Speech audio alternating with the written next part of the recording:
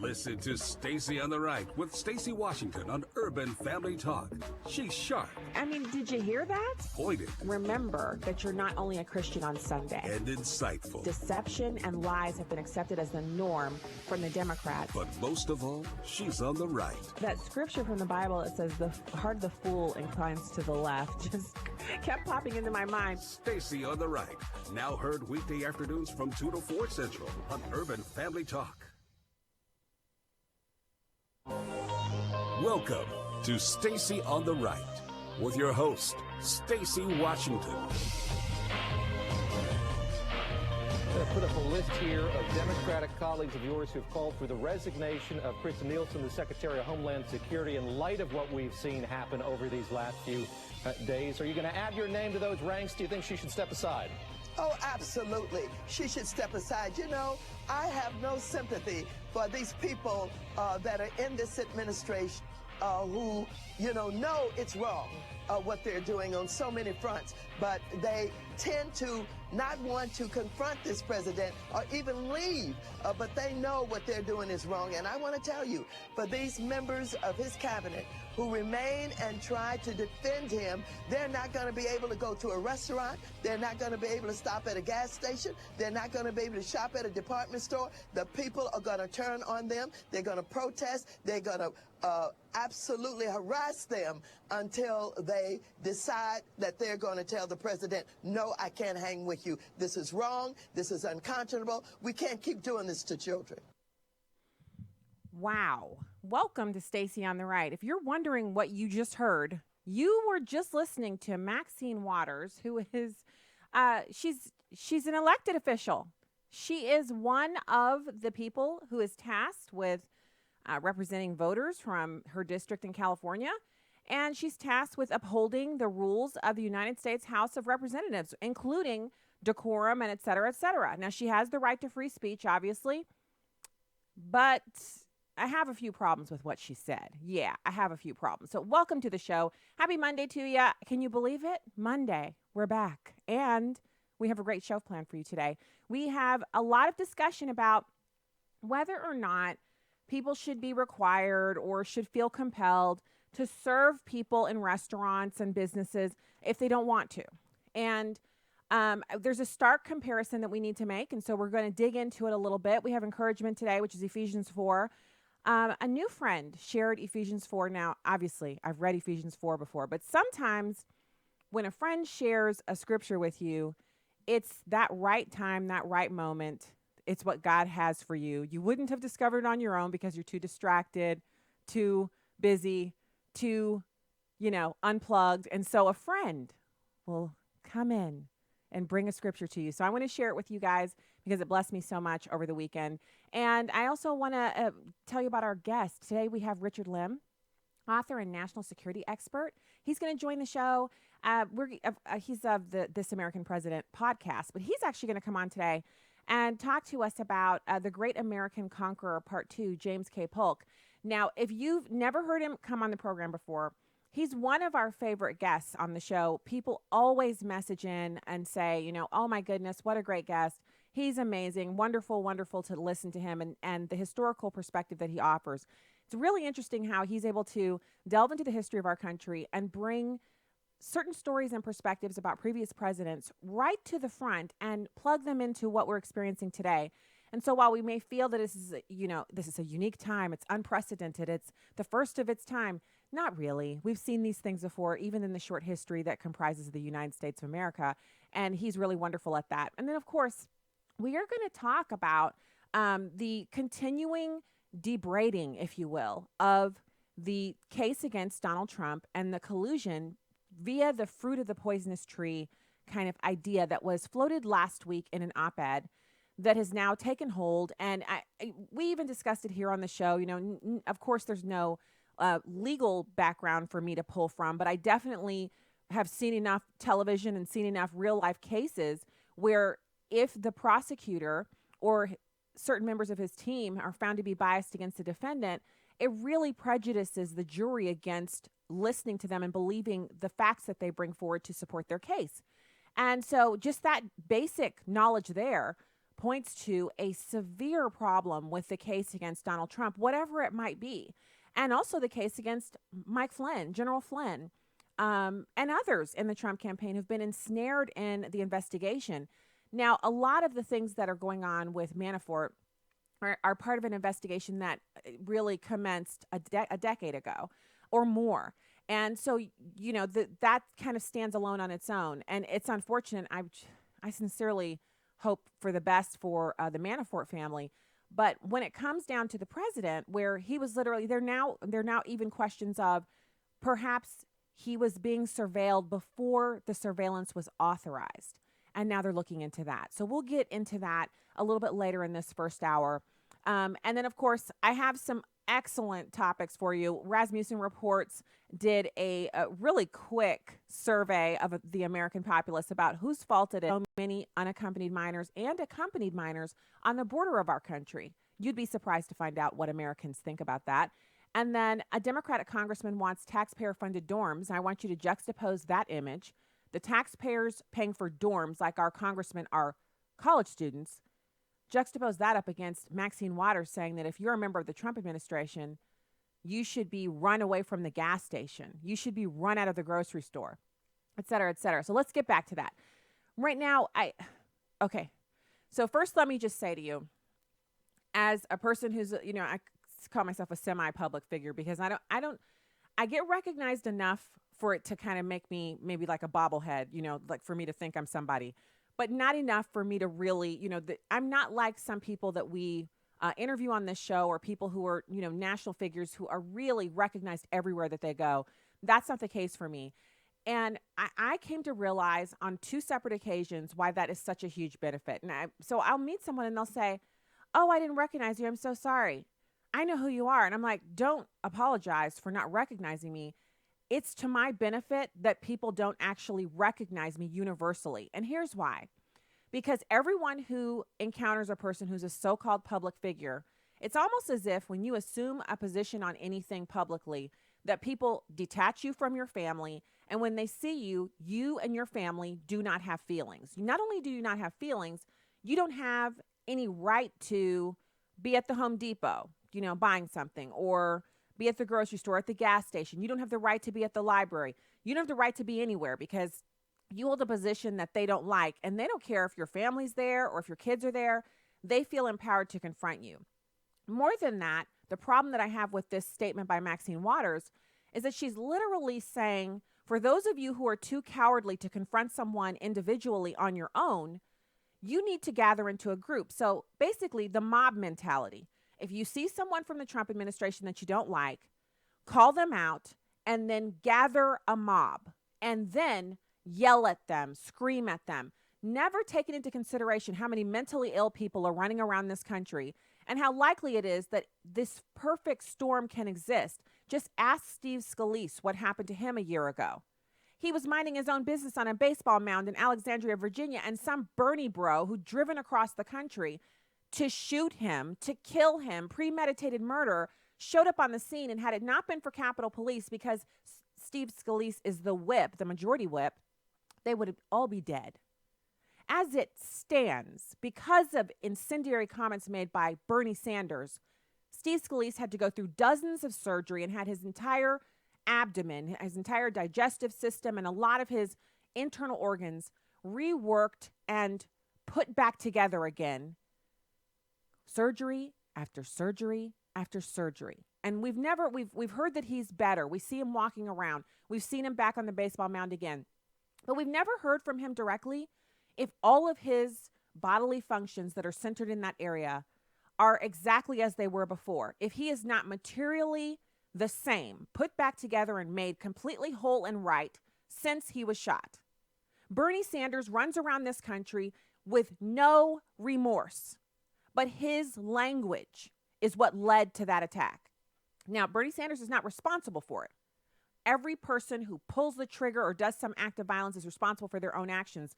But how do we hold people accountable for the kinds of things that they say that drive other people who are already on the brink of madness or are completely mad, completely and utterly mad, to do things that they wouldn't have done had those individuals not said the crazy things that they've said? Now, this is the kind of higher order conversation that's not fit for people who are driven by their emotions. So if you're one of those people, don't bother emailing me. I'm not going to email you back. If you care to listen, please calm yourself down, detach your emotional engine, and absorb what is being said here. I'm talking about individuals in positions of power, such as Maxine Waters, sending out the clarion call for all of the crazies in America to begin to confront people that they disagree with ideologically. That is wrong. So, I mean, obviously, I feel like Kirstjen Nielsen and Sarah Huckabee Sanders and all of these people have to be really, really wise and careful about where they go to eat and where they go when they're alone, whether they're willing to go out publicly without security. These are things that they now have to consider due to Maxine Waters' comments. But did you hear what she said? The harassment of Trump officials is going to continue. The people will turn on you. The statement she made was so utterly reprehensible that the people on CNN felt the need to call it out. Now, y'all know how I feel about the majority of the commentary that goes on CNN. It is really hard because they are so anti-Trump. It borders on derangement, and it makes it difficult to take them seriously because they can't just analyze a situation or talk about a story or report on anything. They have to put an anti-Trump slant on it. So this audio that you're about to hear has the anti-Trump slant, but they're all unanimous in their desire to distance themselves from Maxine Waters' comments and to make it clear that they don't support harassing public officials when they're out doing, pumping gas, things like that. So I want to listen to number 9, the CNN panel blasting Maxine Waters. And if you see anybody from that cabinet in a restaurant, in a department store, at a gasoline station, you get out and you create a crowd. And you push back on them. And you tell them they're not welcome anymore, anywhere. There is a lot in that moment, to say the very least. AB, you start us off with this one. That is some loaded rhetoric from a public official.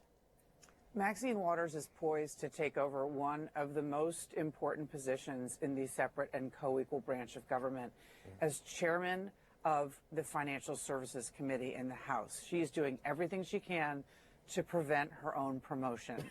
This is beyond overreach. It is so outrageous that she is trying to motivate voters on her side to be as divisive as President Trump. It is. I just find it really unbelievable that this is the kind of thing that they're trying to stoke, this sort of mob mentality on the left. It's just the exact thing that will drive turnout on the other side. So that's A.B. Stoddard. She's on CNN. And I didn't give you guys the little audio bite afterwards where the same gentleman who said, "You have children, don't you, Sarah Huckabee Sanders?" And he confronted Sarah Sanders in the briefing room, and he was extraordinarily rude to her. Really just the nastiest kind of invective directed at her in person. I didn't save that for you on the show today because, in my opinion, he's dialing it back. He sees that his example that he set, because he felt so proud and he'd gotten extra hits on TV out of that. Now he sees that he's setting the wrong example, and he's not so sure he wants this to be the rule of the day. Because I can tell you, it just as sure as I'm sitting here having been recognized someplace, and most of the time it's really positive, but on 2 separate occasions I was really kind of concerned. Like the person who said they recognized me, they weren't smiling. They were within like reaching distance of me. They made direct eye contact and they held it for a while. They like locked eyes with me, this guy did, and said, "I know who you are." First he said, "Do I know you?" Then he said, "I know who you are. You're Stacey on the right." And then he just held my gaze for a second. And in those moments, I thought to myself, I'm in a public place. But being in a public place doesn't always mean everybody nearby will come to your aid. You have to be prepared to defend yourself. And I started running my checklist in my head. I thought, I need to get away from this guy, but I can't turn my back on him. I need to get away from him. And so I did. I got away from him. I said, "Nice to meet you," and started getting away from him. and put a lot of distance between us. But is that what we want in America? Crazies confronting people, gathering mobs against people at the gas station? You know, if it's good for the gander, it'll be good for the goose as well. If Democrats want Trump officials to be confronted, then I guess other people who are crazy will confront Obama officials. I guess people who appear on CNN and say these kinds of crazy things will get confronted as well. Is that the America we want? Everybody screaming and yelling at each other a hair's breadth away from blows? I don't think so. When we get back, we're going to talk about this some more. I have some more audio from you from The View, of all places. So keep it here.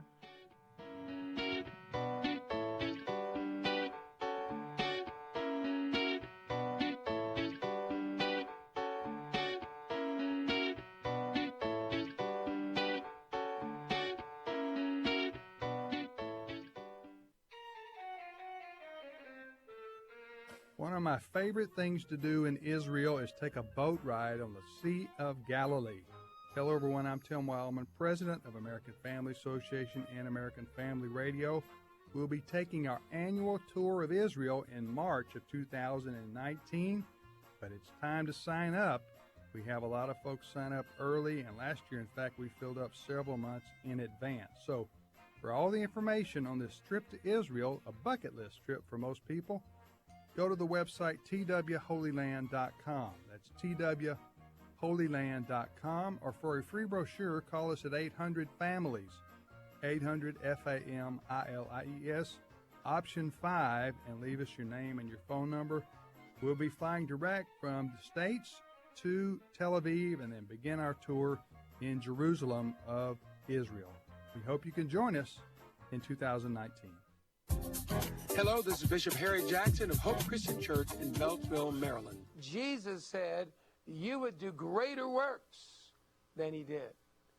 One of the signs in past seasons of revival has been in the great awakenings of the nation. Our spiritual history is punctuated by moments when people come to an awareness that their righteousness is as filthy rags before God. And in the early stages of most of the great awakenings and revivals of our generation has been a period of when people recognize their wretchedness without him. America, we got a long way to go because we do think we're all that. We have an entitlement spirit. I think as God is looking down at America, he sees that same kind of twistedness in the American church. What we need is a move of God that brings us back to the humble place of saying, what I've got, I don't deserve, but I received it because of the kindness and the largesse of a loving God. Now, see, I don't know about you, but I should be dead, not just adult cancer. I should have been dead through foolishness in my teenage years. I don't know about you, but somehow God spared me. I'm somebody who owes God a debt of gratitude and service.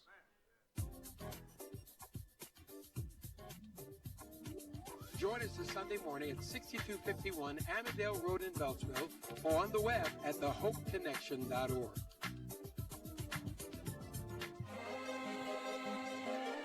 Welcome back to Stacy on the Right. The people are yelling at other people now, and the discourse has really descended. I was in Costco last year, and somebody just yelled out Trump to me, like, you know, like some kind of weird, what do you call it, like a blurt. Outburst? Just like a blurt to me, like I'm supposed to understand what that means, which I do.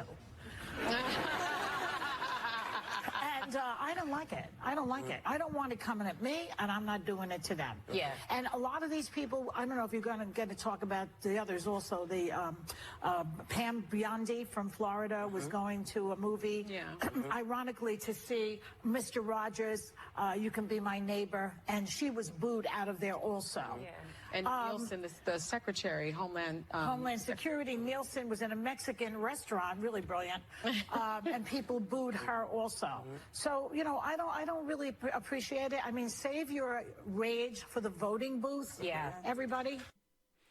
So it's a special day on the Stacey on the Right show where I play some audio from Joy Behar where she's actually making some sense, but she was here. And the other thing that was really fascinating about this interplay between them is that Whoopi Goldberg was so adamantly opposed to this kind of behavior because apparently, and I didn't know this, Whoopi Goldberg is regularly confronted in public, especially in major cities, by people who disagree with her views, who scream at her and yell at her. And she said it's never just one person. It's often cross attacks where one person screaming from one direction, another person screaming from another direction. And I have to say, there are some people that I have a great deal of disdain for their views. Not them as people, but their views. And I have never in my life felt it necessary to scream at a person in public because I disagree with their views. Because what good does that do? First of all, it makes you look like a raving lunatic. Second of all, you've now identified yourself as someone who disagrees with them. And if they have any security nearby, now you're a target. But worse than that, what kind of message does that send when your comportment is that about your Christianity? Now, many of these people who are doing this kind of stuff, they're not Christians. They don't claim to be. They're not even concerned with that. But as Christians, we have that extra layer of concern that we're supposed to have. It's supposed to permeate our entire being.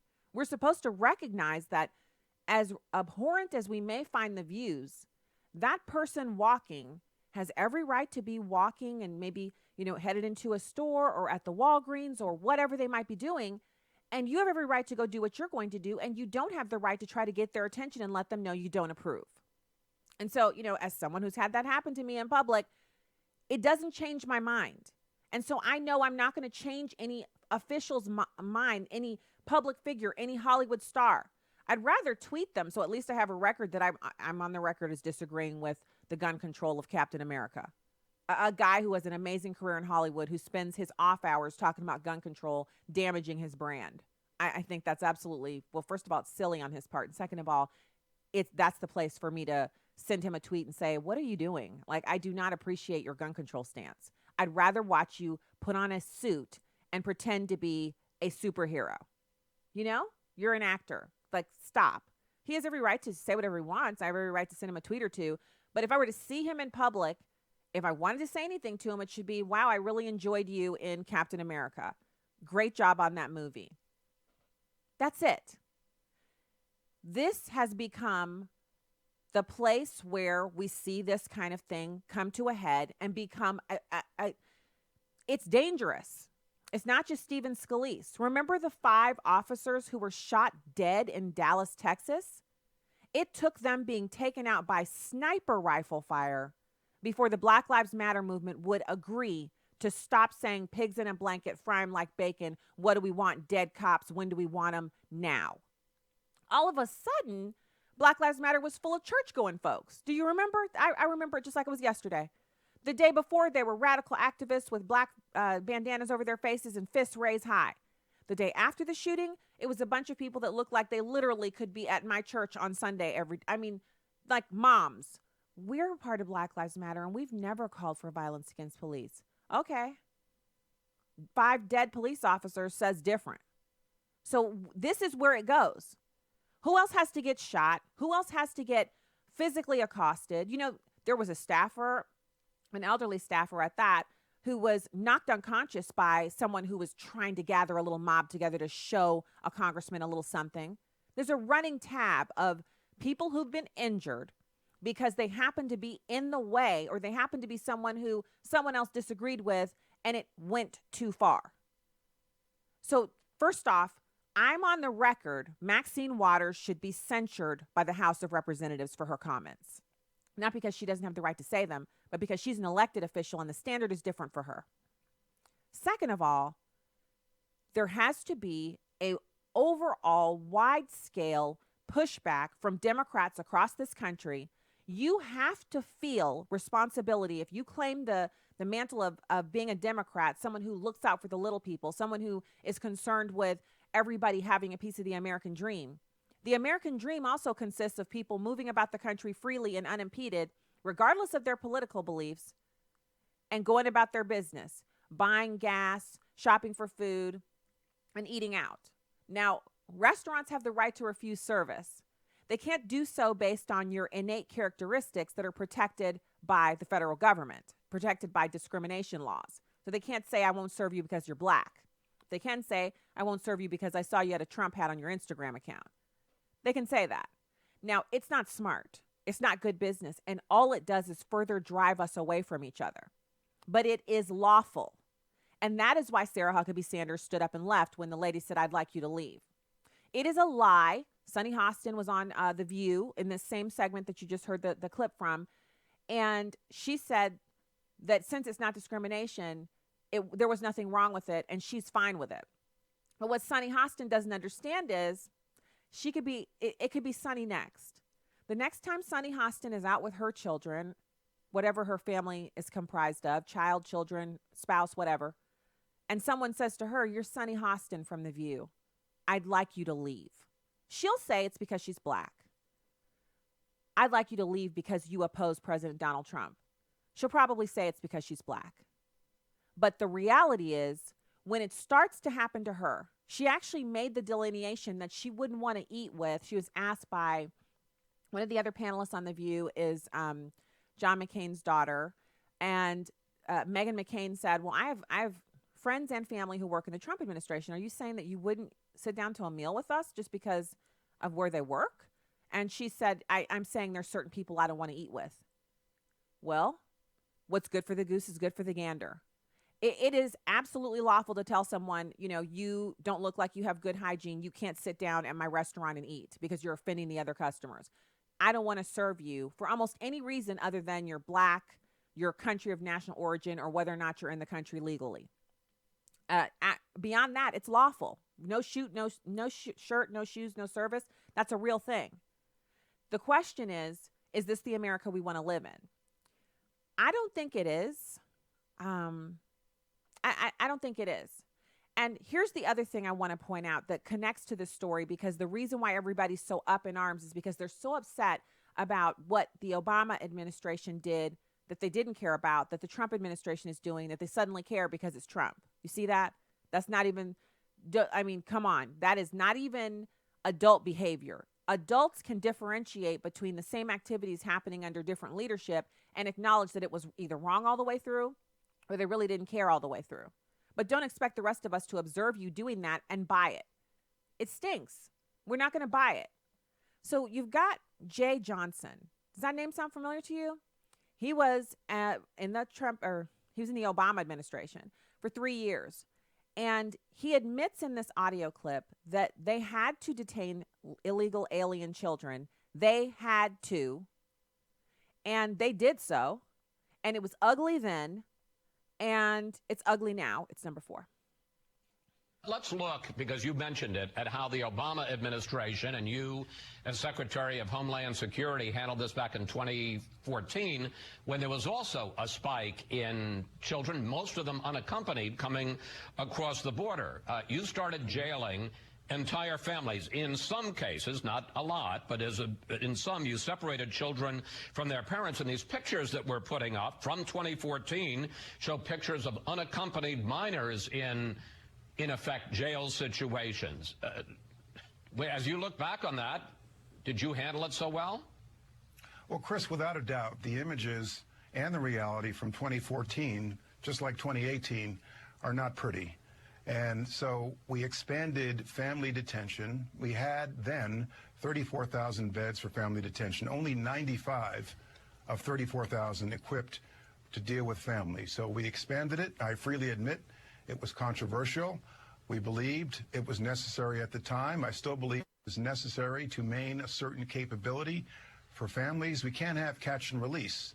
And in my 3 years, we deported or repatriated or returned over 1 million people. But again, you can deal with this on the border. You can try different things. We did not want to go so far as separate families, but unless we deal with the underlying causes that are motivating people to come here in the first place, we're going to continue to bang our heads against the wall on this issue.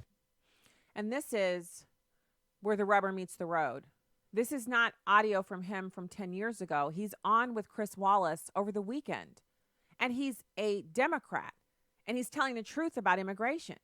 And so while we're busy arguing about whether or not Sarah Huckabee Sanders has the right to order some farm-to-table chicken with her family, almost 2 hours outside of Washington, D.C., in her off time, what's not happening is the very real conversation surrounding what we should do with illegal immigration. There is a solution. There is a solution for every problem. Now, it's not always the solution you like. It's not always the one you love, but there is a solution. We need to stand up asylum centers in Guatemala, El Salvador, and all of these other countries. We need to build actual judicial centers to adjudicate these cases. I'm talking instant deportation. You show up, you get your number, like the DMV. You might wait a couple of days, but at max, you're getting turned around if your asylum claim is not approved. The judge does it right then and there, just like 24-hour night court. That's what we need to do. But we can't get there because Democrats don't want night court. They don't want these people's cases adjudicated. They don't want their due process rights adhered to as we have to under the Constitution. They don't want that because that stops the flow of illegal aliens coming into the country, which is a source of votes for the Democrats. And that's why we don't have unity on this. So I have more suggestions on what we can do. And we're going to continue the conversation. Right now, I want to pivot over to, and this really dovetails in nicely, which is why I feel like this is it's right here, right now. It's what we're supposed to be talking about. And that is the encouragement for today. And I'm reading out of the Message Bible, which I don't normally do, but it was shared with me in the Message Bible.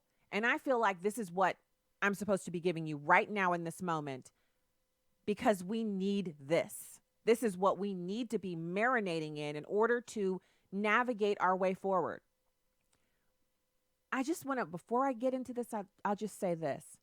What happens when this goes wrong and someone decides to take a protest too far and the person that they attack is defending themselves using the Second Amendment?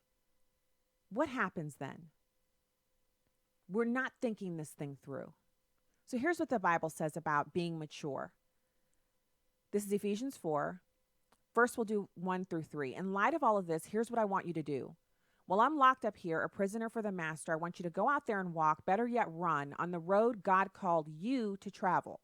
I don't want any of you sitting around on your hands. I don't want anyone strolling off down some path that goes nowhere. And mark that you do this with humility and discipline, not in fits and starts, but steadily pouring yourselves out for each other in acts of love, alert at noticing differences and quick at mending fences. That's what God tells us to do. So he doesn't say get out in the street and confront people that you disagree with. He says pour yourself out for each other. Notice the differences, mend the fences. You are all called to travel on the same road in the same direction, so stay together, both outwardly and inwardly. You have one master, one faith, one baptism, one God, Father of all, who rules over all, works through all, is present in all. Everything you are and think and do is permeated with this oneness. But that doesn't mean you should all look and speak and act the same. Out of the generosity of Christ, each of us is given his own gift.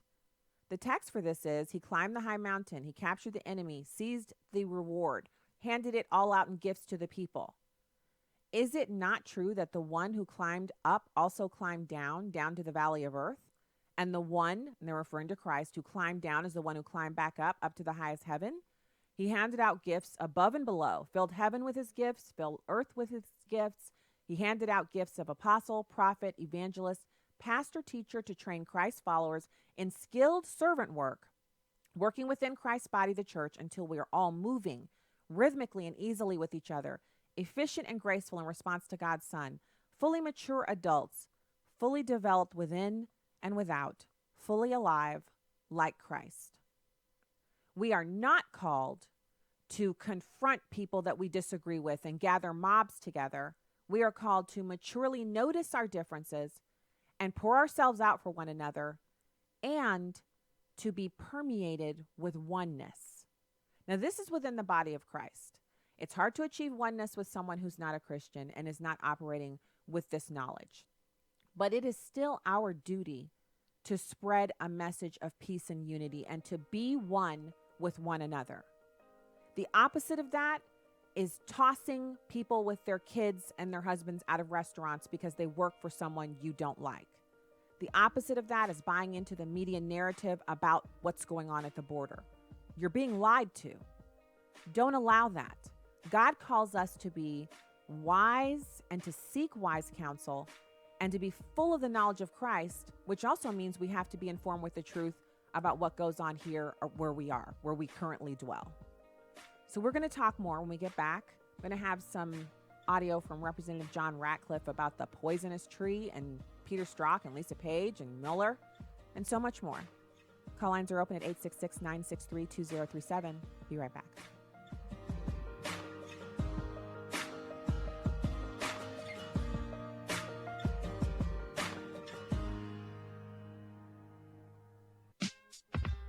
I had a conversation with my daughter about making mistakes and not getting this Christian walk right. I had to explain to her that none of us are perfect, but we are all striving for perfection. Then I was listening to a song by 10th Avenue North called You Are More. The song really explained what I shared with her and reminded me that the enemy would like nothing more than to use the mistakes and things you've gotten wrong against you. But because of Christ, you are more than your mistakes. You are more and bigger than your fears. You are so much more than the choices you've made. And God's love for you never wanes. It never decreases. It never ceases to exist. Today, no matter what you've done or how bad you think it is, repent and rest in the forgiveness and love of the Father. Extend to yourself the same passion and grace that the Father extends. With a heart for the urban family, I'm today's urban woman, Tony Johnson. Connect with us at urbanfamilytalk.com. Family is an institution set forth by God, one man and one woman for life, with the outflow being children produced by that union. It's obvious to all that there is an attack on the family in our country, and especially on fathers. Whether it's the cycle of sin that persists in our families or the pressure from our government to exclude men from being intimately involved, the strategic battle is on for the souls of men. Join us in the battle to strengthen fatherhood. UrbanFamilyTalk.com. Abraham Hamilton III. God put us in this world at this time to be salt and light. We don't fold because of the darkness that we're facing. This is not the first time in the world's history that it's gotten dark. God has called you and I to be his ambassadors, even in this dark moment. Tune in to the Hamilton Corner, weekdays at 5 p.m. Central on Urban Family Talk. Back to Genesis with Dr. John Morris, scientist with the Institute for Creation Research. Dr. Morris, whatever happened to Halley's Comet? Chris, Halley's Comet is what astronomers refer to as a short-term comet. It makes an orbit around the sun every 76 years. People saw it in the early 1900s and then again in the 80s. Astronomers can keep track of it through telescopes, and they've noticed it has decreased in size. Every trip around the sun causes the comet to disintegrate, with the tail of the comet being stripped away.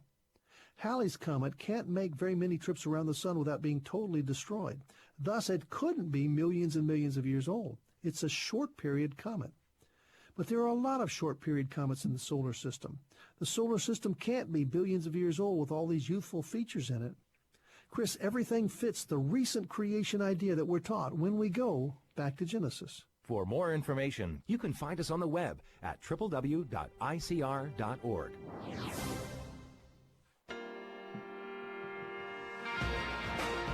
This is Stacy on the Right on Urban Family Talk. What's remarkable about the testimony that we heard from the Inspector General is it wasn't some partisan Republican. This is the FBI's own independent referee who's saying that he's deeply troubled and concerned that it is Peter Strzok and other Trump-hating agents and lawyers collecting evidence and making every decision for the first 9 months of that investigation, that is, by definition,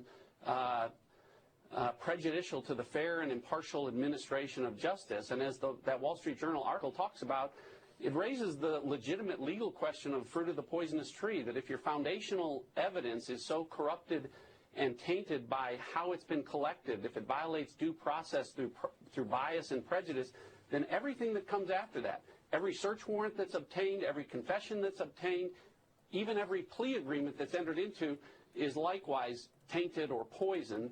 And the Supreme Court has weighed in on that and had said specifically in cases like U.S. v. Russell and Blackledge v. Perry that the vindictiveness of prosecutors can be that poison fruit for which you throw out the entire case. So if this were in a court of law, that's the case that Donald Trump's lawyers would be making right now. Welcome back to the show. Thanks for being with us today. Stacey Washington, host of Stacey on the Right here on American Family Radio and Urban Family Talk. Great to be with you. We have just so much to cover, and so I guess I'll just put a pin in it. I don't really feel like we're done discussing everything that's going on with Sarah Huckabee Sanders and Kirstjen Nielsen and Pam Biondi, AG for, I think, the state of Florida. She was out seeing pre-screening of Mr. Rogers' Neighborhood autobiographical type piece and was booed out of the theater. And I think what's happening here is, and this is normal. In fact, it's so interesting because over the weekend I was out with our oldest daughter, the first, as I sometimes call her, and she and I were out. We're going looking for stuff for her dorm room, and she said, "Mom, I've heard about some of these things that are going on. Is it true that Sarah Huckabee Sanders, was denied service at a restaurant?" I said, "Yeah, it was."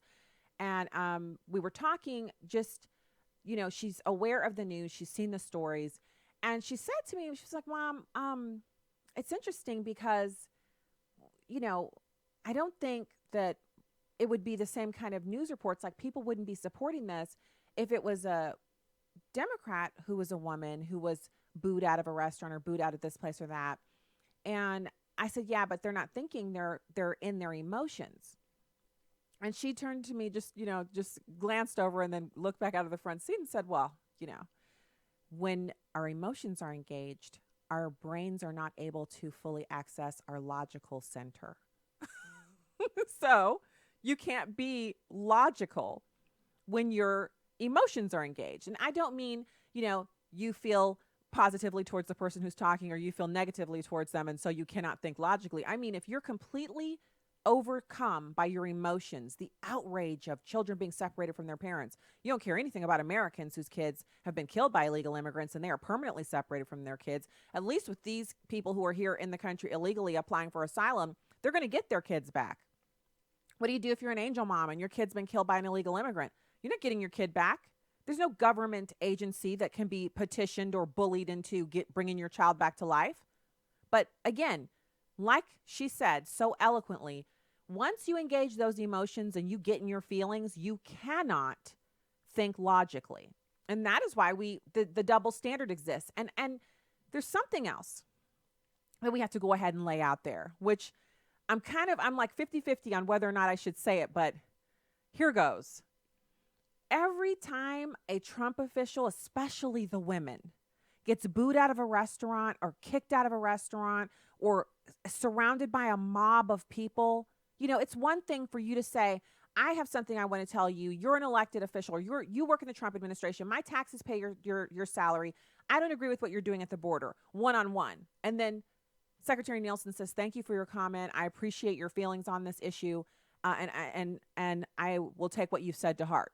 It's another thing for you to say, "I'm going to bring 15 to 20 of my rowdiest, stinkiest friends, and I'm going to surround her house and blare a whole lot of loud sounds of children crying, and I'm going to get on a bullhorn and say horrible things about her, and I'm just going to stay out there and protest her outside her house because a group, me and a group, I'm much more powerful than just me one-on-one with her." It's a totally different thing. Do you see the difference there? In one situation, you are choosing to tell her what you think to unburden yourself one-on-one. In the other situation, you've got a literal, it's a mob. It's a gang of people bullying one person, and the one person just happens to be a woman. War on women. Whatever happened to that? Do you guys remember when the Sarah Palin had the crosshairs? It was on her website. She had crosshairs over the districts that were basically her super PAC was working to influence those districts. She wanted to win those House or Senate seats. And so there was basically a little bullseye crosshair type thing.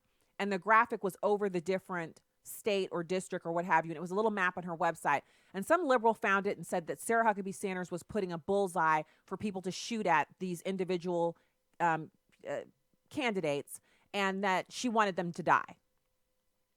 Do you remember when Mitt Romney said not only did they have a lot of women in his administration when he was the governor, they had binders full of candidates and they were divided by sex, so that if they were looking to fill a position, instead of just going and looking at all of the people who'd sent resumes, they would go to their binder that was strictly women in the binder, and they would flip through the resumes and say, oh, this looks like a good candidate, and so does she. Let's bring them these two women in and take a look at them. They were so focused on making sure that their cabinet reflected the electorate that they had binders with only female candidates in it. The left took that, turned it into binders for women. It was a hashtag on Twitter, and it was used to create a narrative that Mitt Romney, who y'all know he's not my favorite political candidate, but as the human being scale, the scale of here's a decent person, here's an excellent person. And yes, that's true. There are even hierarchies of, do you think that David was God's favorite because he was a horrible person? No. God recognizes excellence and goodness and mediocrity and evil. He recognizes all those different variances, and so should we. And so on the scale of what kind of human being you want to be, Mitt Romney's he's pretty high up on the scale. Philanthropically, as a husband, as a father, as a grandfather, the guy is a very decent, upstanding individual. They took him through the mud. They made him seem like he was like 3 shakes away from Hitler. And he wasn't. He was just describing to them and providing documentation that he's not a sexist, which was an unfounded attack to be leveled at him anyway. Now, the show is only 2 hours, and we're almost done with the first hour. I could regale you with tales of the double standard of the left for the next hour. I could keep going past my actual broadcast time on the network and just keep on live streaming and do hours and hours and hours on the double standard of the left and provide you with documentation of it. But we don't need to do that, do we? What we need to do is acknowledge that this isn't about the illegal immigrant kids, just like it wasn't about hiring women back when it was Mitt Romney, just like it's not about Sarah Huckabee Sanders eating at a restaurant or her being a repugnant person or a liar, as Sunny Hostin has said on The View. It's not about any of that stuff. All of these things have to do with what we're not discussing. Let's do a quick rundown. Rasmussen Reports did the survey. I mentioned this. I led up to this. This Rasmussen poll shows that Americans don't blame the Trump administration for the approximately 2,000 out of 12,000 who have been separated from their parents. 54% of likely voters polled by Rasmussen said they think the parents are more to blame for breaking the law than the government is for detaining or separating anyone. Further, 35% said the government is more to blame. That's your hardcore leftist activists and people who are so in their feelings. They couldn't tell you if today is Monday or Tuesday. They have no logical analytical capabilities right now because they're so in their feelings. 54% of voting Americans agree with President Trump's assertion that the United States will not be a migrant camp and it will not be a refugee holding facility. The survey was of 1,000 likely voters. It was conducted June 19th through 20th. So it's fresh. That's fresh data for you. So you've got that. Other stories that are really important, and we're going to listen to some audio of Mick Mulvaney in the next hour. President Trump is proposing and has created a plan using his cabinet heads and department heads to reorganize the government for efficiency. Now, this is in his wheelhouse because he's a business person and he has run many, many companies. And he now has Trump International, which is a bunch of companies up underneath the Trump umbrella. They do all kinds of different things. And the reason that he's doing this is because we're using a government that was built back in the early 1900s, and we're almost a fifth of the way through this century. So we are not just using an obsolete government, it's beyond obsolescence. And the bureaucracy is destroying people's lives. But if we talk about that, here's what happens if the media were to talk about that, just that one story, just that one. That people in between, you got the 50, what did I say it was? 55%, 54%. You got those people, they already feel like, the president is going in the right direction. You have 35% who they blame the government for the fact that people south of the border don't care about their kids more than they care about getting into America. But you have a little gap there. There's some people left there who could still be swayed into thinking that things aren't really so bad. Not only are they experiencing the tax reform, not only are they experiencing less regulation if they're in business or if they deal with the government for any reason whatsoever, but they're also noticing that the economy is booming and that there are no more missile tests going on, and they've lowered the level of propaganda significantly that is produced in North Korea that says bad things about the West.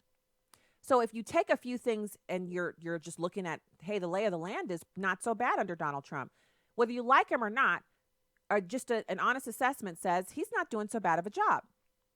Now, does that bode well? If Americans are sitting around talking about how Donald Trump's doing a decent job, does that bode well for the Democrats at the midterms?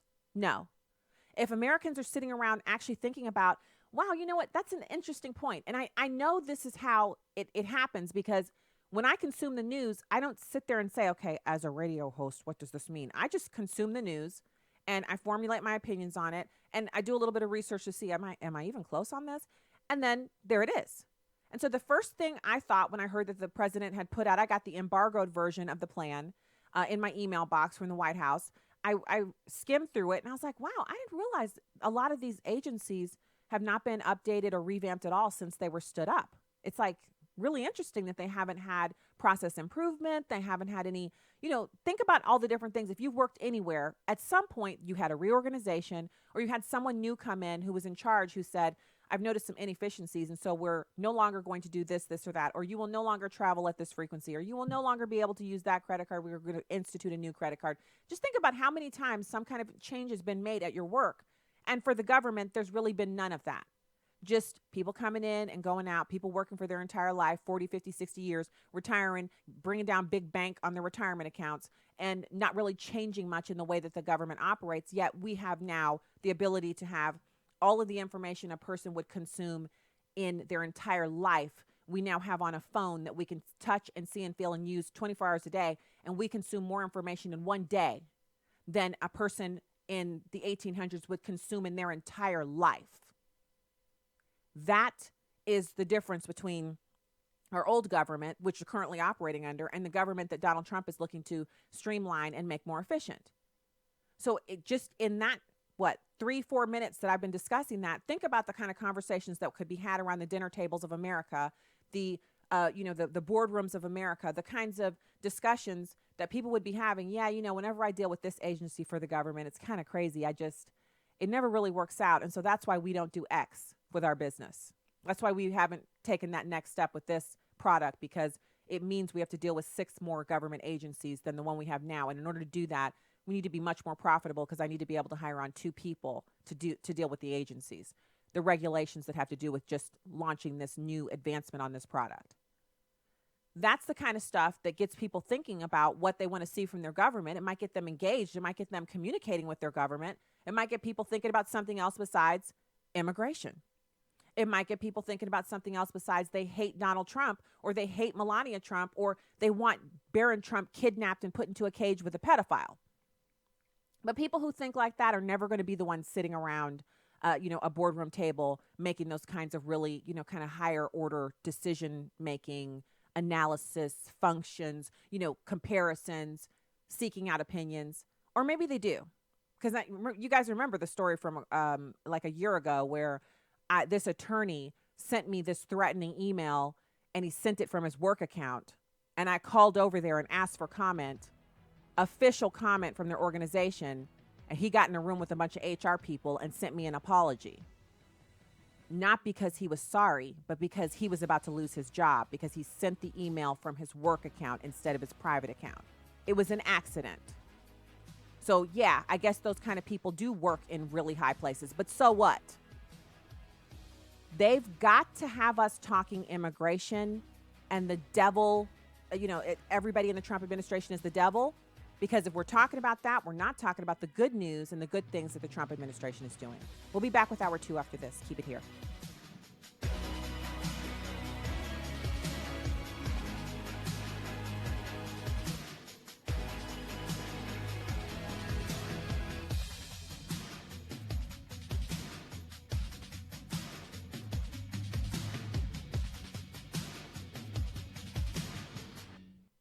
Urban Family Talk. Urban Family Talk. There's a lot happening around us. That's why Christians need to stand strong on family values and morality. Hi, I'm Ray Rooney, editor of The Stand, a blog from the American Family Association. The Stand has timely, carefully written articles on relevant cultural issues that you can quickly forward to others. Visit afa.net/The Stand. Truth, wisdom, empowerment. Urban Family Talk, a ministry of the American Family Association.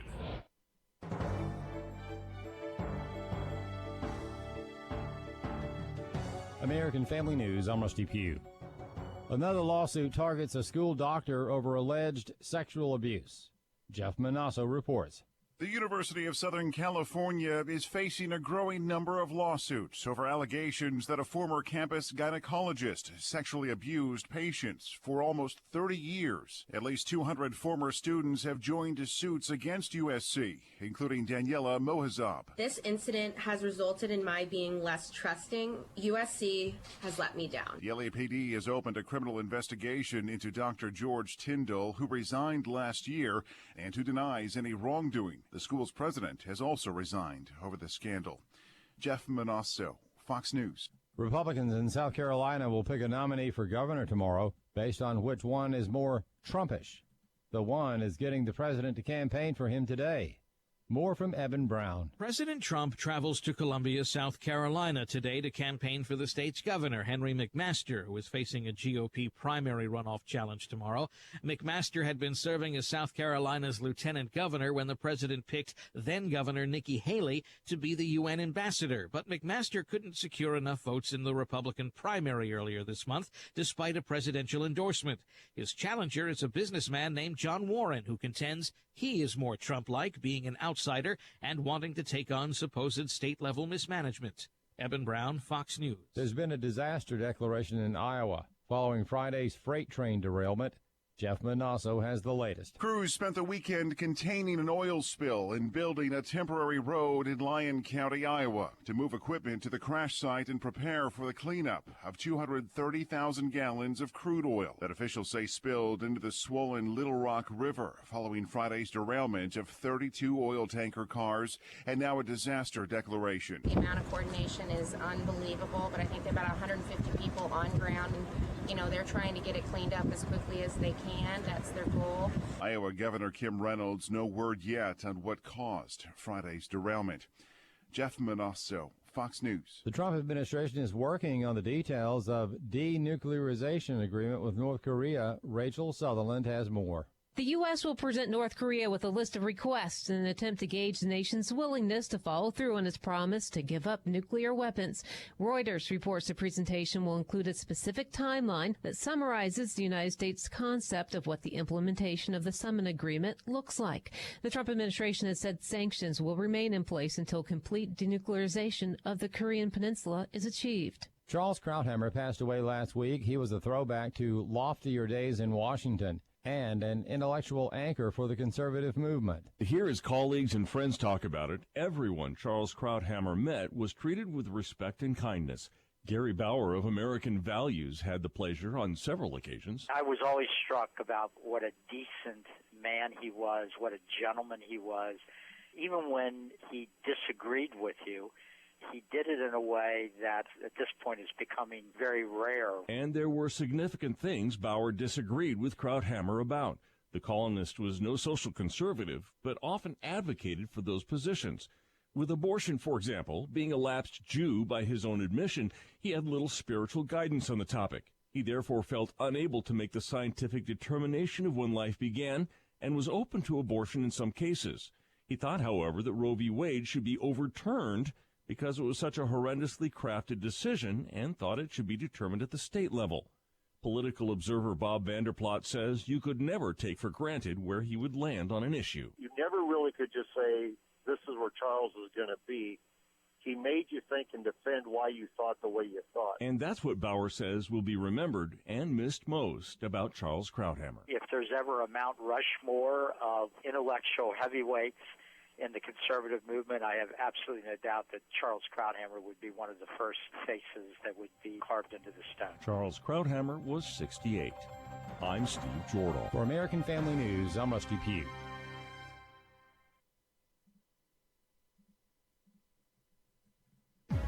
My name is Derek, and because of my obsession with crack cocaine, I've accumulated 10 years of prison time.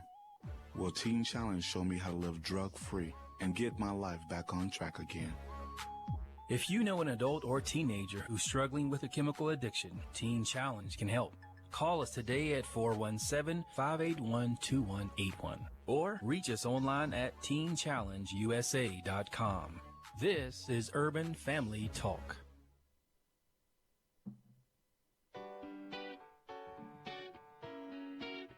Welcome to Stacy on the Right with your host, Stacy Washington. Justice correspondent Pete Williams, who's outside the court. What are they saying there, Pete? Well, just a couple of weeks after the Supreme Court decided a case involving a Colorado baker by saying that he got a raw deal in the lower courts and throwing his case, ruling for him in a very narrow way. This is a baker who refused to serve a same-sex marriage.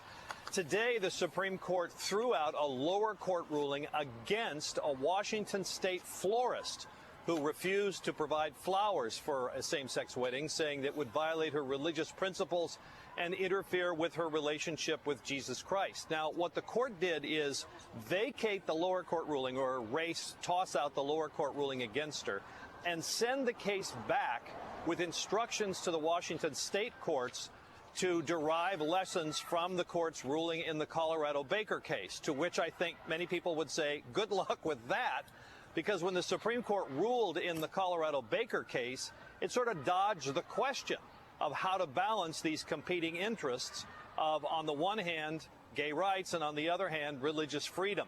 So it tossed the case back to the Washington state courts. Now, it's good news for the florist, because it wipes out a ruling against her, and the state and the couple's going to have to start all over again. And who knows how it's going to come out this time. But it is, I think, good news for the Washington state florist, although what it means for the larger issue of balancing gay rights and religious freedom is anybody's guess. Welcome back to Stacy on the Right here on American Family Radio and Urban Family Talk. It's great to be with you today. Happy Monday to you. And you know what? It's a great day to be alive, to be an American, to go pump some gas, to go order some food, or to eat at home. I recommend it.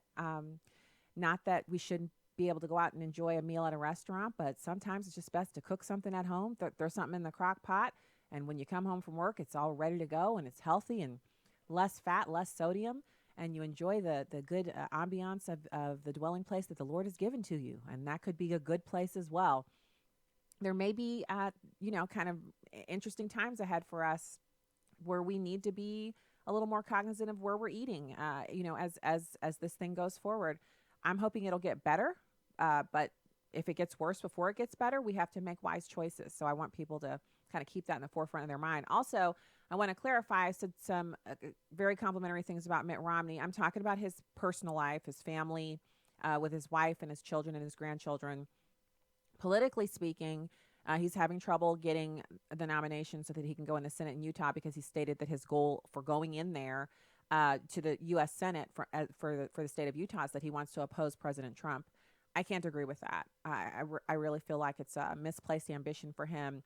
It's almost as if he's playing like whack-a-mole. Can't be, he was the governor. Now he's like, well, I can't be the president. Well, now I'll just be a senator. How about just being a granddad? That's how I feel about it. He's really good at that too. So he's a great family man. I think he's better in that role, but he's going to do what he wants to do.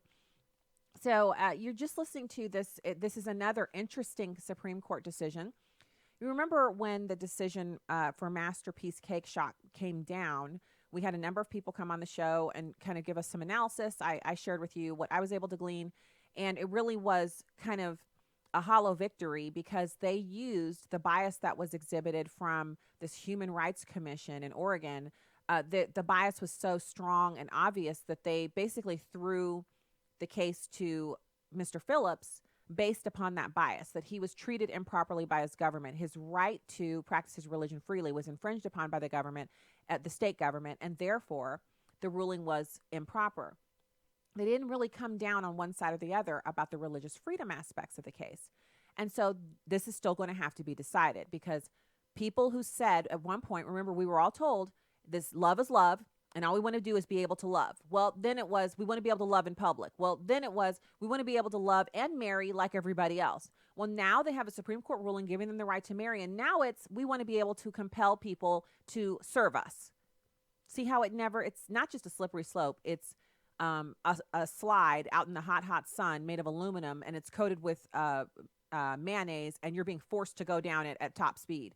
Rocks at the bottom. That's what this is. It's never going to end. They'll never be satisfied until everyone takes a knee in subservience to their sexual control. And I mean, it's never going to happen. You're never going to be able to get the entire country to agree with anything, let alone whether or not they should be forced to bake cakes and do flowers and stuff like that. And I just told you last hour, just in case you're just tuning in, welcome to the show. Glad to see you. Glad to be with you. You do have the right to refuse to serve someone. It's horrible. Nobody wants to experience that feeling, but you do have the right to do that as long as you're not basing it on innate characteristics that are protected by federal law, discrimination law. So if someone doesn't want to serve someone because they got on a Trump t-shirt, it's not unlawful. I don't know how far you want to go. I mean, what kind of world do you want to live in? But I mean, if you're only going to go by what's lawful, well, live by the sword, die by the sword. That's how that works. So this is an interesting case. They've remanded the case back to the lower court. The lower court will now have to basically re-rule on this, so re-adjudicate it using the Masterpiece Cake Shop as a precedent. We'll see what happens. I think they're going to rule incorrectly, and it's going to bounce back to the Supreme Court, but I have no crystal ball. That's just what my gut says. Now, last segment, we were talking about Representative John Ratcliffe, and he was explaining how the Strzok deposition could impact the legal jeopardy for Comey, McCabe, Lynch, Brennan, and Clapper. We didn't finish that audio out, so I want to close that segment out of the show with Radcliffe, too. So do you think the special counsel should finish? Well, Maria, I have been one of the few Republicans who has really not questioned the integrity of Bob Mueller. I have tried not to do that. But this, again, is not a reflection on Bob Mueller. This is a reflection on the evidence that he was handed. For 9 months, you have the most biased, hateful, prejudiced people making the decisions, collecting the evidence, implementing the investigative plan. Listen, I've heard what Hillary Clinton has said about Donald Trump, and I've read every text message that Peter Strzok and these others have said about Donald Trump.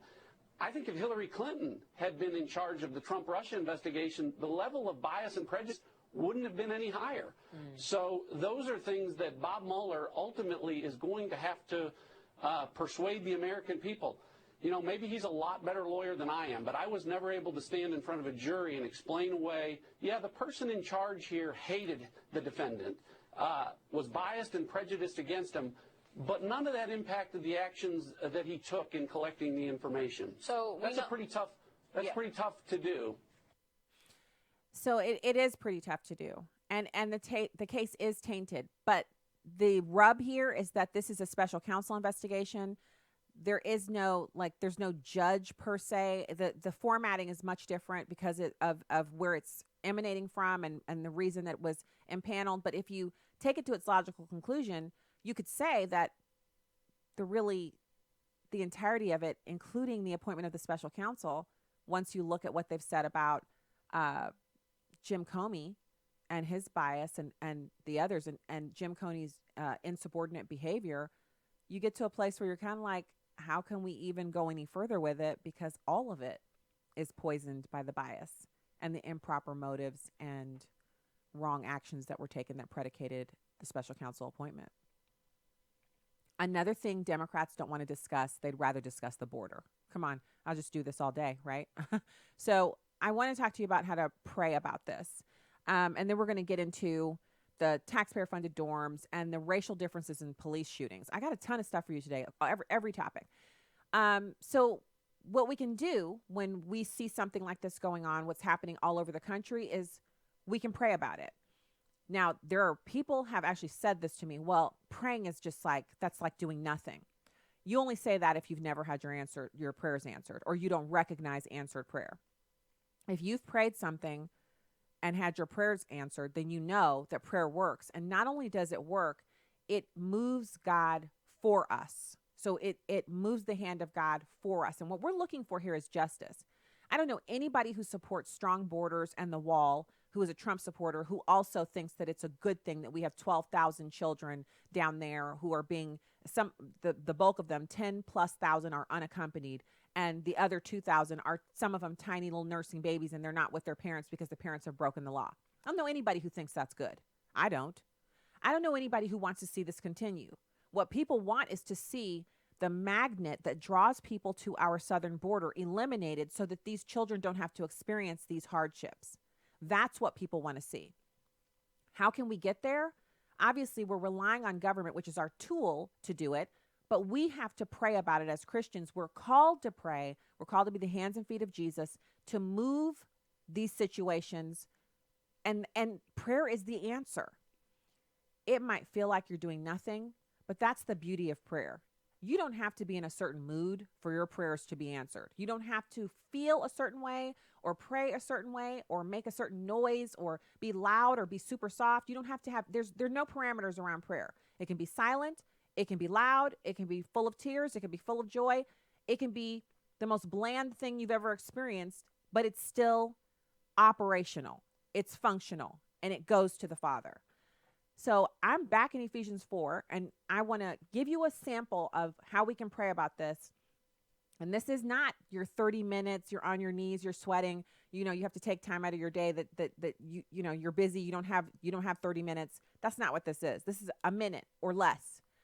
So in Ephesians 4, under the heading Instructions for Living, which is awesome, it says, "So I tell you this and insist on it in the Lord, that you must no longer live as the Gentiles do in the futility of their thinking. They are darkened in their understanding and separated from the life God has because of the ignorance that is in them due to the hardening of their hearts. Having lost all sensitivity, they have given themselves over to sensuality so as to indulge every kind of impurity, and they are full of greed.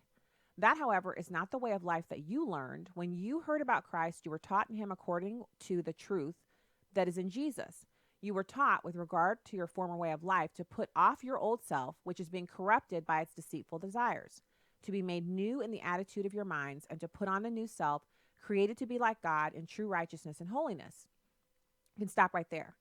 This is how we can pray for this situation using the scripture. We can say, Heavenly Father, please help us. Please help our nation. Please turn our nation back to you. We're praying for justice, and we're praying for the law to be followed at our southern border.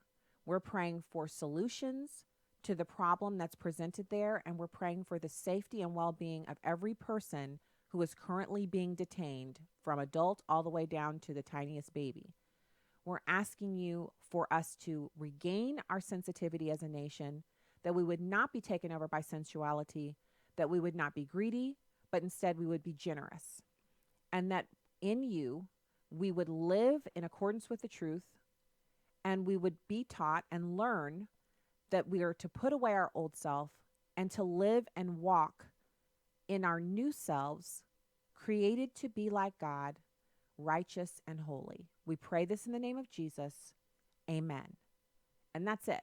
What was that, 60 seconds or so? Now you're ready to hit the day, and you've prayed about something that is a real issue for us as a country, that is really dividing everyone. And everyone's talking about it, but no one's doing the one thing that we can all do, because I don't know very many people who have the time or the resources to travel down to the border. And what would you do when you got there?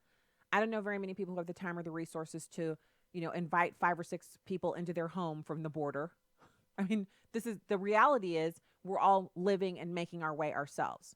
But prayer is our sword, and we can speak to God and move his hand on our behalf for these situations. And so I'm encouraging you to do that.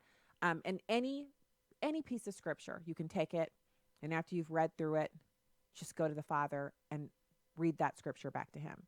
And that's something that also, if you want to know more about doing that, the book is Growing in Prayer by Mike Bickle. You guys have heard me talk about it before.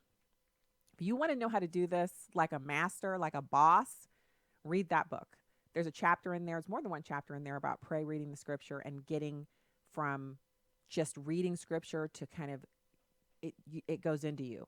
it stays with you. And then you pray it back to God, which is, it's mighty and powerful for the tearing down of strongholds and bringing together of people and the unity that we need to achieve. So I want to give you guys, listen, we've got this interesting little, what is he thinking? It's Representative Benny Thomas, Democrat from Mississippi, introducing a bill that would ban members of Congress from sleeping in their offices and would change the tax code to allow House members to deduct their spending on housing up to $3,000. The deduction would not apply to senators. He also proposed turning a vacant building near Capitol Hill into apartments for House members that the taxpayers would pay for. I mean, you can't make this stuff up. He gets $178,000 a year, and he still needs us to pay for his living arrangements. When we get back, we'll have Richard Lim, creator of This American President podcast. Stay there.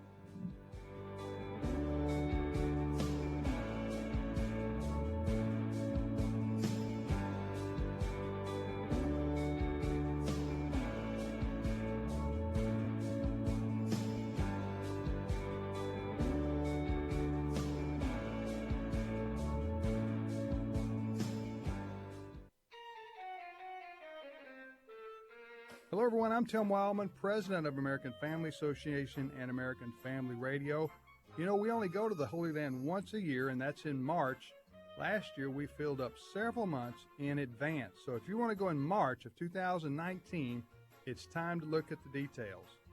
You can get a brochure from us at 800-FAMILIES, 1-800-FAMILIES, option 5, and leave us your name and your telephone number, or go to twholyland.com, twholyland.com. It's going to be a wonderful time in Israel. We'll go to the Sea of Galilee, the Jordan River, the holy city of Jerusalem, Bethlehem, Masada, the Dead Sea, and on the list goes. If you'd like to go with us in March of 2019, all the information is available at twholyland.com. Order a brochure by calling 800-FAMILIES, option 5.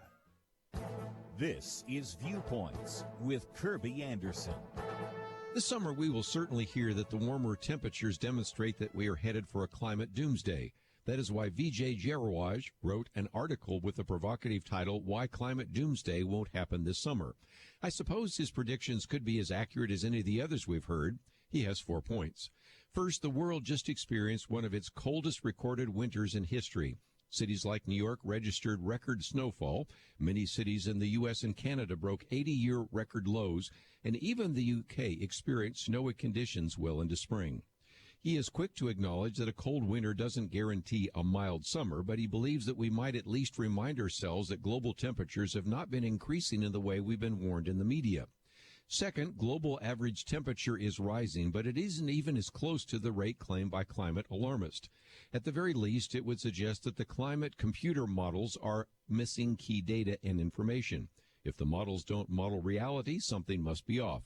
At least that was the conclusion we reached when I was in graduate school doing computer models and simulations.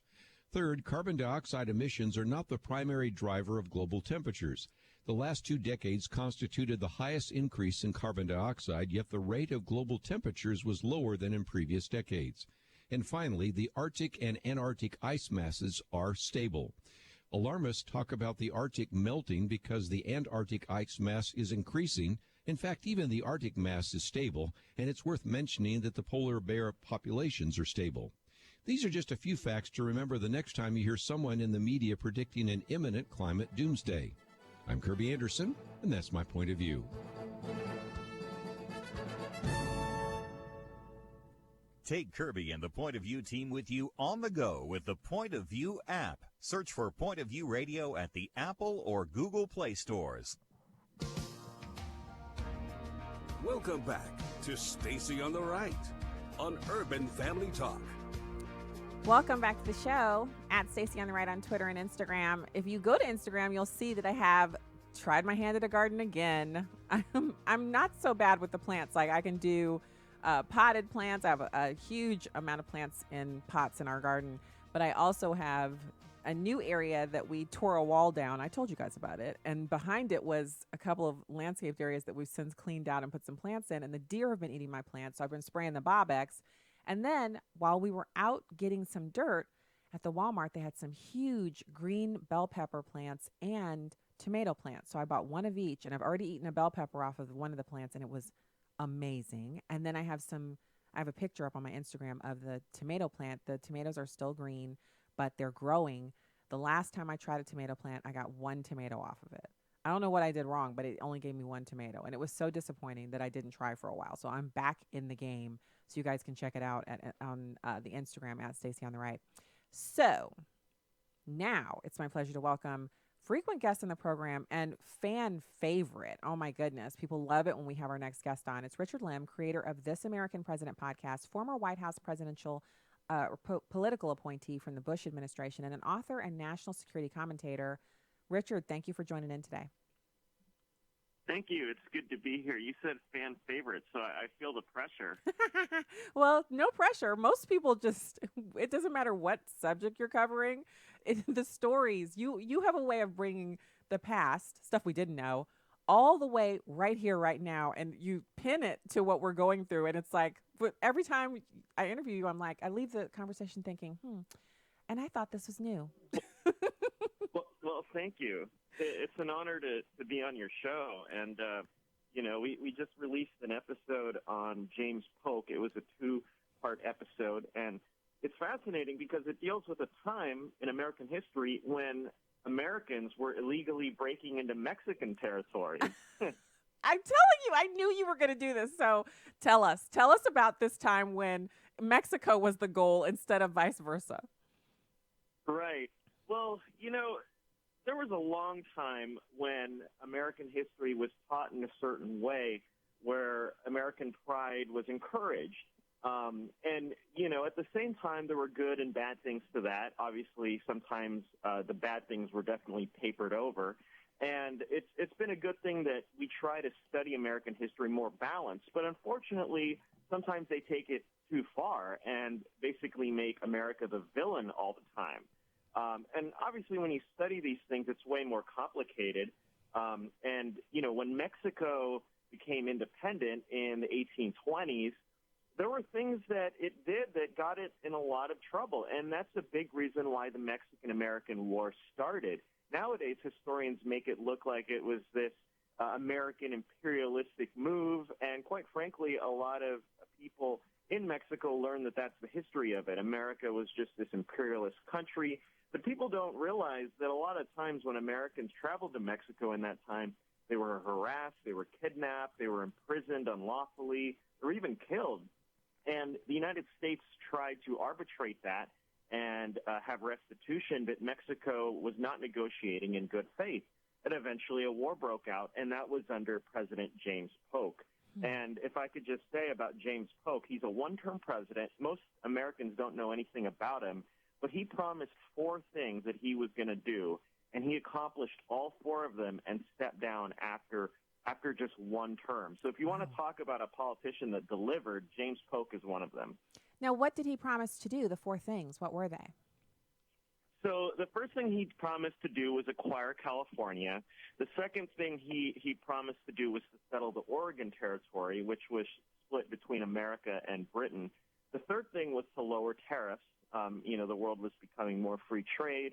And the fourth thing he promised to do is establish an independent treasury. He accomplished all 4 things.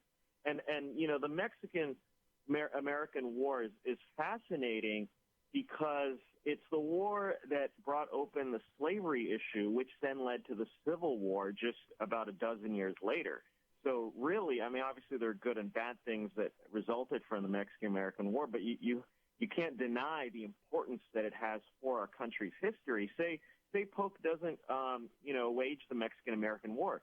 Maybe the Civil War doesn't happen in the 1860s. Maybe Lincoln and Grant and Lee and none of those guys are in our history books. The implications are astounding.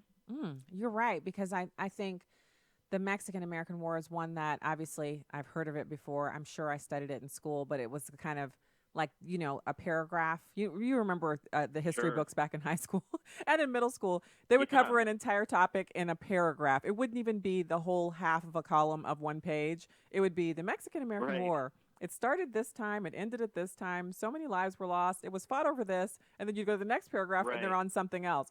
So I think one of the Right. things you pointed out that is so fascinates me to no end is, number one, that we wouldn't kind of lionize, and when I say we, I mean people like myself who are on the right, that we wouldn't kind of lionize and elevate the profile of President Polk because he was the kind of guy who said, look, I'm only doing these 4 things. When I do them, I'm Right. done. I don't like this job. I don't like the power. It's not my thing, but I do have Mhm. something I want to do.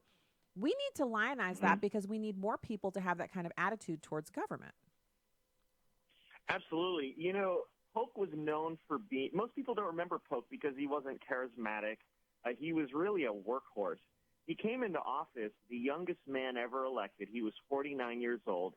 He left office, 4 years later at the age of 53, and he had worked himself to death to win the war and acquire all that territory.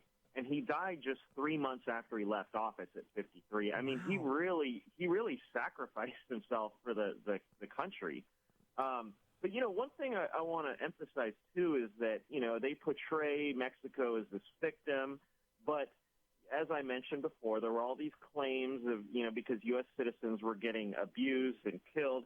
And Mexico was so corrupt and so unstable that people wanted to leave. I mean, that's why Texas left. You know, in a 50-year period, America had 13 peaceful transitions of power from one president to another. In that same period of time, Mexico had 75 transitions of coups, just violence breaking out, civil wars, and they were so corrupt and autocratic. And it's really not surprising people wanted to leave. That's why Texas left and said, hey, you know, we can either stay with this horrible, corrupt government, or we could go to this democratic government that is prosperous and rising, you know, going to be a world power. You can't blame people for wanting to leave Mexico, and that's the way it is today, right? Yeah. So you are also an author, national security commentator, and I know you've seen what's going on down at the border. And so first of all, I have to say this because I've already been accused of not caring about the children down there. It's not that I don't care about the children who are brought here illegally by their parents. It's that I care more for the parents who've lost children to illegal immigrant, killings. And of course, any person can kill any other person, but should we prioritize bringing people in who have a higher rate of criminality or more of a chance of killing our citizens, or should we seal the border and have merit-based immigration? I really believe in the latter. And so I'm wondering what you think is the solution, because we can all have opinions all day about what's going on down there, but what's the solution to end the magnet that brings so many people here? What does the American government do? You've seen so many in your study of history and our presidents. You've seen so many really wickedly creative solutions to problems and people who just gutted it out like President Polk did, just got it done. How do we solve this thing? Sure. Yeah, that's a great question. I mean, I'm not going to pretend that it's something I could just solve in like a minute. But one thing I will say is that people are not talking about just the negative consequences of having lawlessness on the border. One of my friends, he works or he knows people that do border patrol, and he talks about just the fact that the border isn't enforced and how that allows so many horrible things to happen to these families, and it facilitates these kids getting, put in the hands of human traffickers and all of that stuff. And so people don't talk about how border security actually is part of the humanitarian issue. They only talk about it as, if you enforce the law, you're causing all these horrible problems. Well, what about the fact that the law isn't being enforced and the fact that this is a humanitarian problem because of that? People don't talk about how law and order is a prerequisite for security and for prosperity and for the good of people that want to come here. And, it's a very difficult question. I mean, I'm not going to pretend I'm an expert, but I think that's an important insight to have before you need to change the narrative, because right now the narrative is that, if you're not for open borders, you hate families, you're racist, and you hate human rights, right? And we need to start changing that narrative. I agree. And I think it's hard to change when the So there's been just publicly, they're admitting, CNN and MSNBC have said that they will help the Democrats with the narrative around immigration, meaning they'll bring people who are Democrats onto their, networks, and they'll allow them to say things that, what I'm finding is that people are saying things that aren't true. And so that makes it hard for Americans to make a decision, because if you're a drive-by news consumption person, like most Americans are, and you're just getting, 10 minutes of news here, 20 minutes of news there, then you're going to think, wow, Trump is Hitler, Sarah Huckabee Sanders and Kirsten Nielsen are Hitler's handmaidens, and these people have to be unseated. We have to get the Democrats in there so we can impeach President Trump. But the truth is, this is the same policy that's been going on since Bill Clinton. And the reason is because of the Flores decision, which is, there's nothing new here. Just like when you come on and tell us all these great facts about the presidents, and we realize, so people have been trying to get it. Well, at first we were trying to get into Mexico until we realized that we were getting killed down there. And then Americans were like, hey, why don't we, leave? And Mexicans, they were technically Mexicans back then, the state of Texas, they were like, this is no good. We want to be a part of America. And they left, the biggest leaving probably that they've ever had. Nothing new here. Right. Yeah, no, you're absolutely right. And I think that one of the terrible things is that there is a greater ability than ever before to exploit outrage. The media, there's always been fake news. If our podcast episodes, we cover different elections, and there's always fake news because people have an incentive to lie. But the difference is that now, these quote-unquote legitimate news sources, the big ones that you can, that everyone used to trust, they're the ones that are actually, they've turned it into an outrage machine where you're supposed to be outraged, and they always blame Trump for not being nuanced. But if you look at the way they're reporting what the administration's doing, it's not nuanced at all. It's the narrative that, Trump is racist. But, the good thing I'm noticing is that it says something that people are trusting the media less because they can see through it.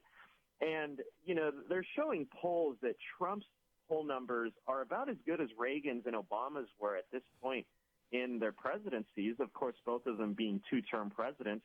And that being the case, I think that a lot of these things just aren't sticking. I think a lot of people – one thing I want to say, there was an article on the front page of the New York Times, and they were interviewing people that, aren't in love with Trump, but they're saying, you know what, I don't love Trump, but guess what? The way the media treats him, it makes me want to support Trump.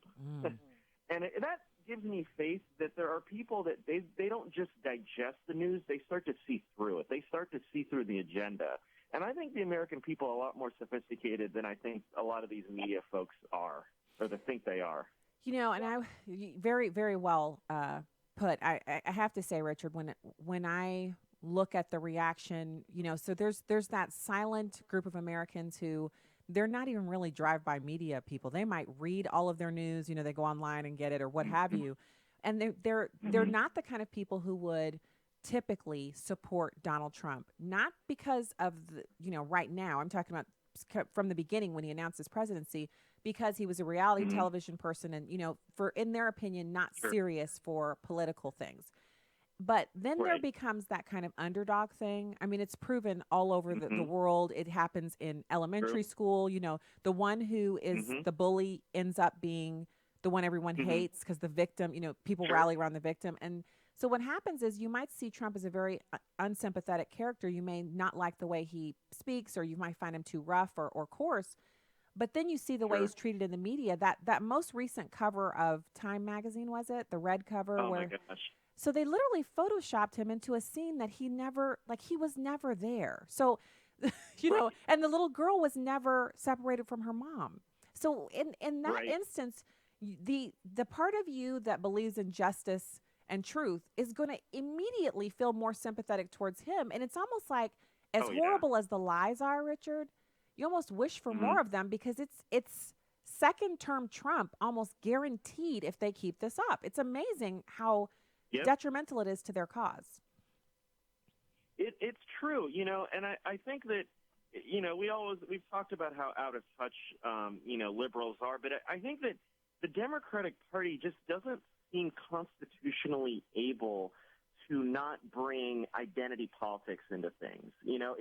That's the way the party is run. That's the way it's made up. It's more about, groups than as a country as a whole. And so the way I see the Democrats reacting to Trump, it isn't the way they should react. It isn't well, we lost an election, let's look at why. Maybe it's because we need to understand what Americans care about, that they have legitimate concerns, that they're worried about the future and their kids' future. Instead, it's racism, et cetera, et cetera. And, obviously racism and all those things play a role, but it isn't from the perspective of let's all, as Americans, come together. It's let's pit each other against each other. And the Democrats, they just haven't learned from that. And I don't see, if that's the way they're going to run in 2020, 2018, I think they're going to alienate a lot of people. And that's straight from Richard Lim, when you have a good record of pinning the past to the present and drawing the conclusions, which we love. Richard Lim, creator of This American President podcast, former White House political appointee in the Bush administration. Thank you for joining in today. Thank you. Have a great week. You too. We're going to be back with more. We're going to talk about this government reorganization. I'm so excited about it. Yeah, I totally am. I'm into organization. So stay there.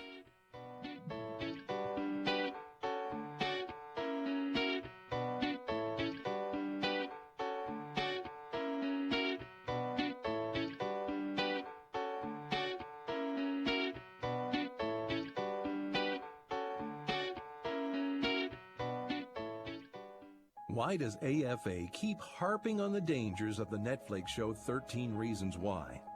It's because we've looked into the eyes of the mother of a teen suicide victim.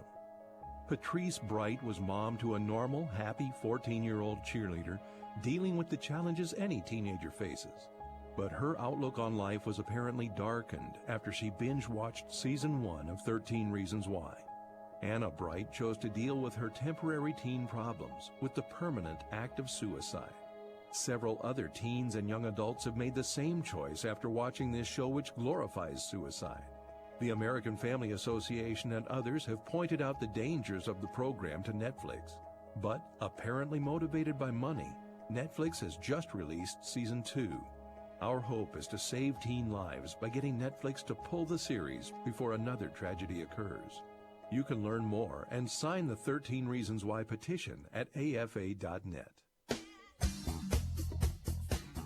Coming next week on The Dwelling Place. Pastor Al Pittman continues to walk us through the Bible, line by line and verse by verse, to let God show us just how timeless His truth is. That's next week on The Dwelling Place.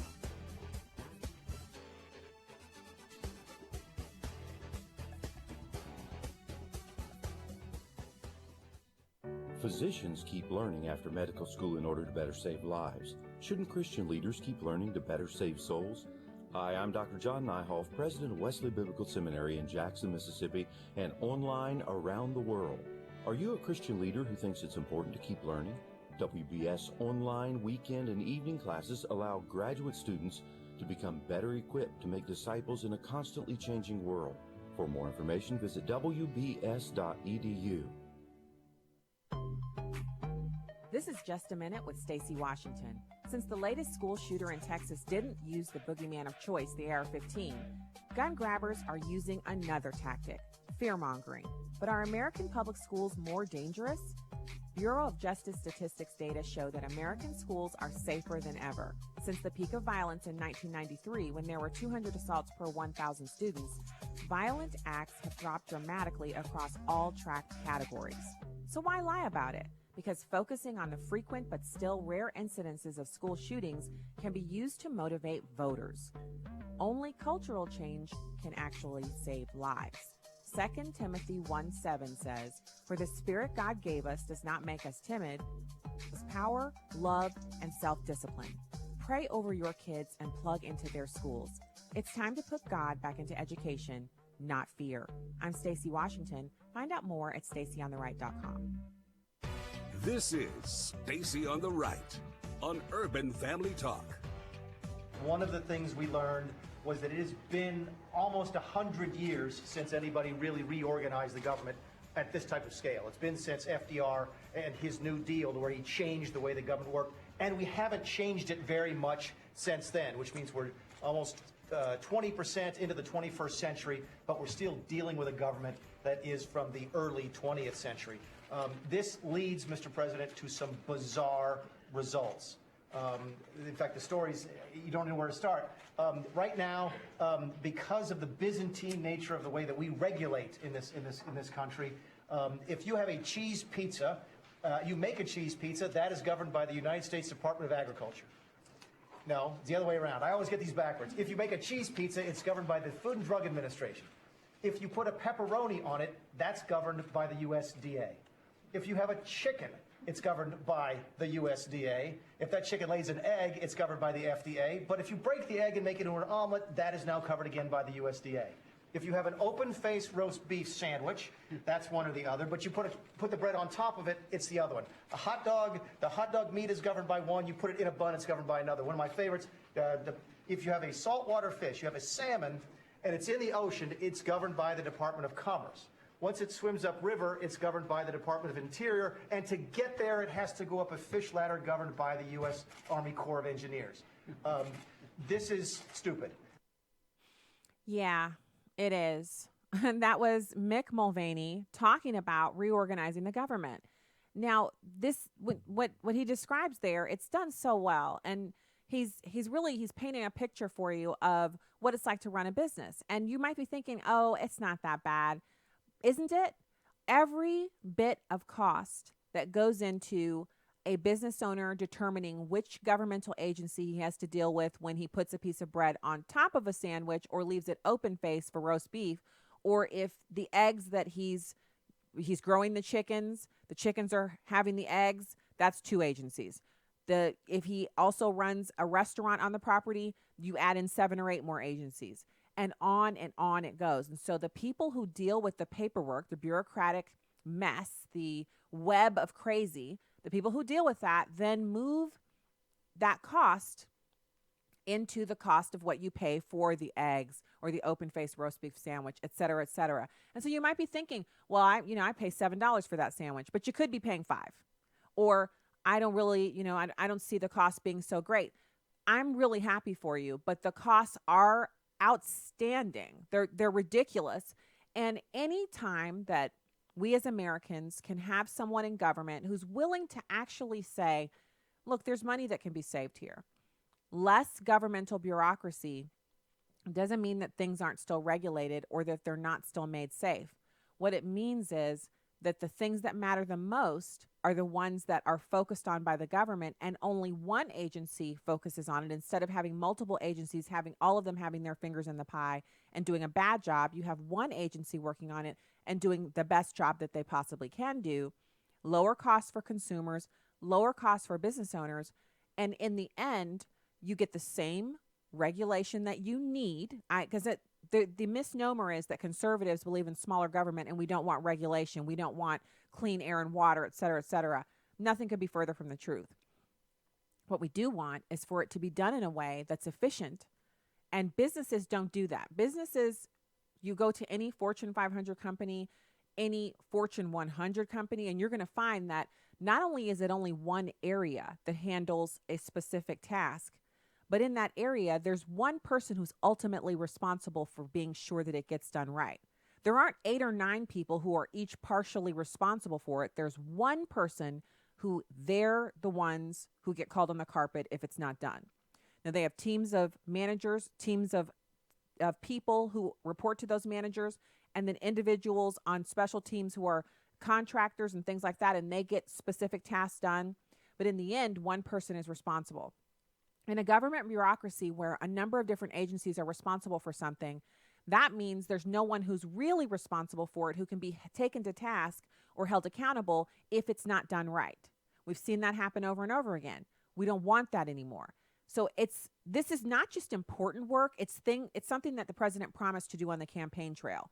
So now Mulvaney goes into explaining the departmental reorganization. It's not the whole bit that he shared, but it's the most salient point. And I want you to look at what the president has proposed and then make up your mind about it. And notice it's not being covered on MSNBC. It's crazy. CNN's not covering it. This is a really, really important thing that they've rolled out from the Trump administration, and it deserves a clear hearing and airing before the American public. So let's listen to number 2. We talk about this later, about the Department of Education and the Department of Labor being merged. We think that makes tremendous sense because what are they both doing? They're doing the same thing. They're trying to get people ready for the workforce. Sometimes that's education, sometimes it's vocational training, but they're all doing the same thing, so why not put them in the same place? This goes back to the work that I think Ivanka did very early on job training, when we learned that we had, in fact, we don't even know how many job training programs we have. Some people think there's 40, some people think there's 46, some people think there's 47. We get it down to 16, and we put it all in one place so that if you're not happy or the next president is not happy with the way it's going, you don't have, right now, 16 different people around this table have workforce training programs in their agencies. If something is going wrong, you're going to come to me and say, Mick, why aren't you doing it right? I'm going to go, no, that's Scott Pruitt's fault, and that's Betsy DeVos's fault. When everybody's in charge, nobody's in charge. And we're solving that by putting ed and labor together and making them responsible and them accountable. The other 2 things I want to talk about, 2 of my favorites, examples of how we think we can improve things. Everybody, Democrats, Republicans, local government, state government, you, me, from the private sector, have horror stories about the U.S. Army Corps of Engineers. They perform some absolutely critical functions, Mr. President. There's no doubt about it. But over the course of the last century, their role has continued to creep, and we can do better. So the proposal today, you'll see, makes some important changes to the Army Corps of Engineers. The thing that is stuff that is really defense, and there's still things that Army Corps does that is defense. They stay there, and they should. The things that the Army Corps does that actually help defend the nation will stay where they belong, which is at the Department of Defense. So he shares a little bit more, but the point is that some agencies actually have a really good track record of handling the overarching thing that they exist to do. But where things get a little hairy is when those agencies are tasked with taking on some things that are tertiary, not even secondary. They're tertiary to their primary function. And as we all know, that's why you have a lot more success with a cleaning company than you do with a company that cleans your house. They clean gutters. They clean cars. A company that has a whole lot of those different functions that doesn't really have a good grip on doing them all well is not as good as a company that all they do is residential or commercial cleaning, and they only have teams for that, and they only send the people out to do those specific things. So the residential teams don't clean commercial, the commercial teams don't clean residential, and you'll find that they do a better job. And it's like that with so many different things. Even restaurants. Remember Hardee's foray into fried chicken? The fried chicken was so good that they couldn't make it fast enough, and they almost went out of business because the people were so dissatisfied that they couldn't get the chicken that was the new deal, that they almost went out of business. They went back to their first love, which was burgers, and they're very, very successful with that. But it took them trying something new, which they were actually really good at. The chicken was amazing, but it almost put them out of business. Sometimes specialization is the jam. It's the thing that you need to do. So now I want to get into the court rejecting this abortion giant's demand for the church's emails. This goes back to this whole, it's nothing but a lie from the pit of hell, that people want tolerance, that people want everybody to have their own freedom and liberty and all of that stuff when it comes to people on the left. They don't. So you've got this federal appeals court rejecting a Texas abortion chain's demand for all private communications from the state's 23 bishops. The Fifth Circuit Court of Appeals granted an emergency appeal from the Texas Conference of Catholic Bishops after the lower court gave the church 24 hours to hand over decades of private records to Whole Women's Health. Now, suffice it to say, you ought to know if it's a Catholic organization that is pro-life. Why do you need to read their emails to know that? You know that they're pro-life. What else you got? But this was what it said. The preliminary ruling said, it is ordered that the emergency motion for stay filed by the Texas Catholic Conference of Bishops is granted pending further order of this court. The case stems from the clinic's successful lawsuit to block state abortion reforms, which included requiring clinics to properly dispose of the remains of aborted children. Now, just one second. Why would any abortion giant fight to not have to properly dispose of the remains of human people, aborted during their procedures? It's not like it's somebody else's remains. It's the remains from their own clinic. The law just required them to properly dispose of them, and they were like, nah, we ain't going to do that. We're going to dump it in the dumpster like we've been doing with everything else. You're going to change that. Do you see the disgusting nature of what's going on here? There's no part of it in which you can support it and remain clean. And there's no way, I don't care what you say, there's no way you're going up to the judgment seat and you're going to be like, wait a second, Heavenly Father, let me tell you why I was supporting abortion and why it was okay. You're not going to be doing that. And getting mad at me isn't going to change anything because I don't have anything to do with it. I don't get to decide what it's going to be like. I just get to read the Bible and, I share hey, this is what it says. It's clear.